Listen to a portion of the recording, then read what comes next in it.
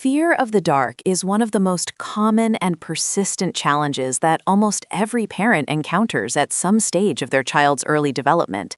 It often starts innocently enough, but it can quickly escalate into a nightly struggle that leaves both the child and the parents exhausted. Imagine it is past 10 at night, the house is finally silent, and you are just about to get some much-needed rest when you hear a trembling voice or a sudden cry from the next room. "Mom, Dad, I'm scared. There's a monster under my bed." Or, "Please don't close the door. Can you leave the light on?"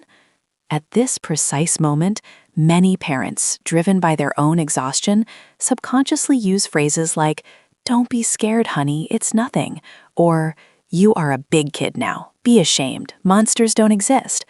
But the truth is, these sentences not only fail to eliminate the child's fear, but also give them a profound sense of being alone and misunderstood in their vulnerability. Today, we are going to dive deep into this topic to learn how to uproot this fear with a scientific, gentle, and non-shaming method and bring peaceful nights back to the entire family. To start this journey, we must first understand the biological and psychological roots of why children are afraid of the dark. From an evolutionary perspective, fear of the dark is not just a whim. It is a primal type of survival mechanism that has been hardwired into the human brain for millennia. In ancient times, darkness meant a high danger of being attacked by nocturnal predators. In today's children, this ancient instinct is mostly triggered by their endless and vivid power of imagination. A child's brain between the ages of 3 and 6 is at the absolute peak of its visualization capabilities. For a young child, the simple shadow of a garment hanging behind the door or a dressing gown on a hook easily transforms into a terrifying creature or a lurking giant in the darkness of the night. They do not yet possess the cognitive maturity to understand the exact boundary between reality and fantasy, as well as we adults do. So, the first and most crucial step is this.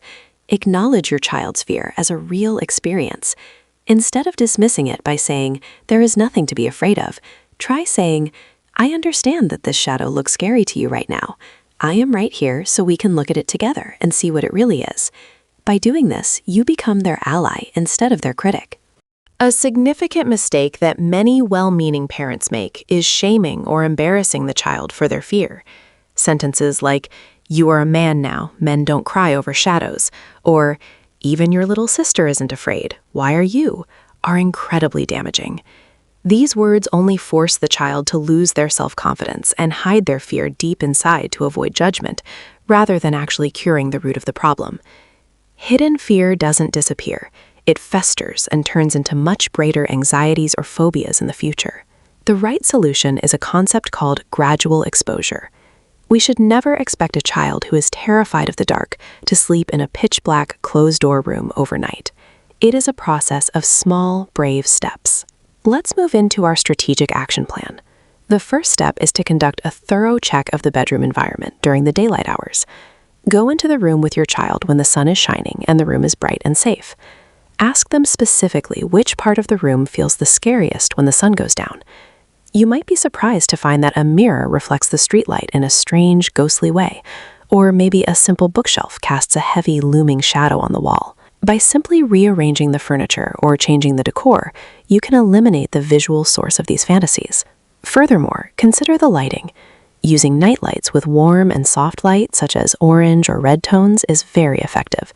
Scientific studies show that blue or white light can disrupt the child's melatonin production and mess up their sleep cycle, whereas warm colors provide comfort without waking up the brain. The second step is a playful one, playing in the dark. We must actively work to change the child's emotional relationship with darkness from one of fear to one of play and pleasure. Organize games like shadow play, using your hands and a lamp on the wall to create funny animals, or go on a treasure hunt with a small flashlight in a semi-darkened room.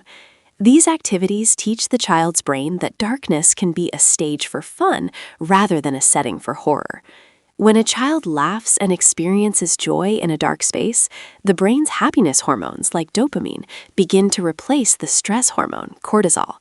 Over time, the darkness loses its power to intimidate. The third step involves creating a strictly relaxing and predictable nighttime routine. At least 30 to 60 minutes before sleep, stop all use of digital tablets, smartphones, and televisions. The high-energy blue light from these screens keeps the brain in an alert state and significantly increases underlying anxiety levels. Instead, dedicate this time to reading storybooks that focus on themes of courage, resilience, or characters who have successfully overcome their own fears. A warm bath, a gentle massage, and a calm conversation about the positive events of the day will help settle the child's nervous system, preparing them for a deep and restorative sleep. One of the most creative and golden techniques used by child psychologists is the monster spray or magic courage powder.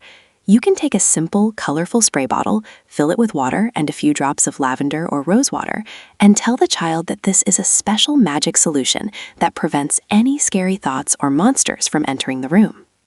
While we know this is an imaginary solution, for a child who is currently living in a vivid world of fantasy, it provides them with a tangible, powerful tool to regain control over their own environment. It empowers them to be the protector of their own space. In addition to environmental changes, you must teach your child self-soothing skills. Empowerment comes from within. Tell them that whenever they feel that cold prickle of fear, they should put their hand on their belly and take 3 slow, deep breaths. Teach them the power of positive self-talk. Encourage them to say out loud, "I am brave, this is my safe room, and I am in control." These affirmative sentences, when repeated, become recorded in the child's subconscious over time, building a foundation of inner strength that lasts a lifetime. However, you must remember that patience is your primary tool. This is not a linear path. There may be difficult nights when the child feels overwhelmed and takes refuge in your room again. In these cases, do not get angry. Return them to their own room calmly and firmly. Sit next to them until their heartbeat slows down and they feel safe. But try to avoid letting them get used to sleeping in your bed every single night. Our long-term goal is for them to realize that they possess the internal resources to handle their own feelings. As parents, you are acting as a coach. Your job is not to remove every single obstacle from their path, but to teach them how to navigate those obstacles with confidence. Finally, remember that strengthening a child's sense of independence during the day has a direct impact on their fear at night. The more independent a child feels during their daily tasks, such as picking up their own toys, choosing their own clothes, or helping with small chores, the more personal power they internalize. This growing sense of "I can do it" follows them into the bedroom at night, helping them stand tall against negative fantasies and nighttime jitters. My dear friends and fellow parents, the path of raising a child is truly full of small struggles and large, daunting challenges. If the insights and strategies in today's video were helpful to you, I would be very grateful if you could like this video and share it with other parents who might be struggling with these same sleepless nights. Also, if you have your own personal experience in this field or a creative solution that has worked wonders for your child, please be sure to write it in the comments section below. I make it a point to read every single one of your stories.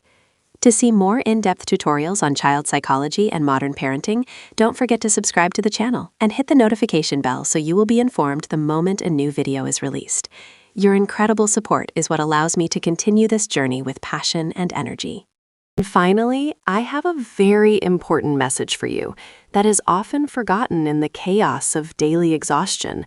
In those quiet moments when your child is crying, when you are exhausted from staying up all night, and when you feel that absolutely nothing is going according to the plan you had in mind, you might start to think that you are not a good parent. But please, listen closely. You are not a bad parent. You are just a human being trying to do the hardest, most complex, and most valuable job in the entire world, all while you yourself are often tired and overwhelmed. The very fact that you are here right now, seeking out knowledge and looking for a way to bring peace to your child's life, is the ultimate proof that you are the best possible parent for your own child. Don't be so hard on yourself. You are doing an incredible job. Take care of yourself and your precious little ones. Until the next video, goodbye for now.